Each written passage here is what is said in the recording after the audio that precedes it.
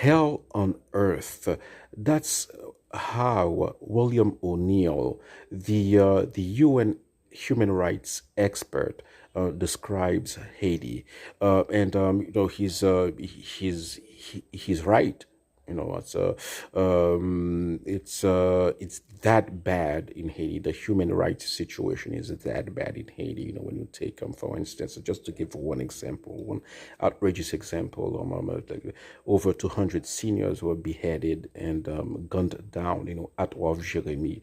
Nobody was ever punished for that. 200, yeah, over a course of a day, and the mass rapes, the massive amount of sexual violence. But yeah, so the human rights situation is catastrophic. To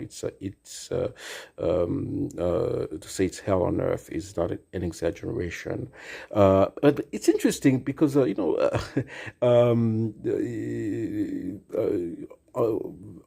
under when Duvalier was around, no human rights expert would say that Haiti is hell on earth.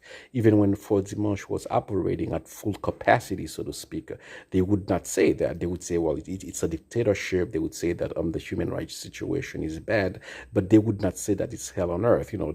That same expert, Mr. O'Neill, he says that at various places in Haiti, it's the far west. It's anything goes. Yeah, but also it's he's correct in saying something else. He's saying that that at the same time the situation can be changed. It's just that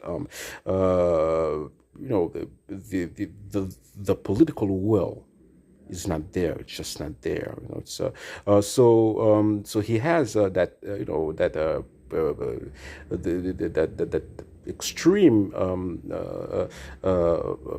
the description of the situation of the situation in Haiti, but also it's paradoxical. He says and he's correct. It's paradoxical.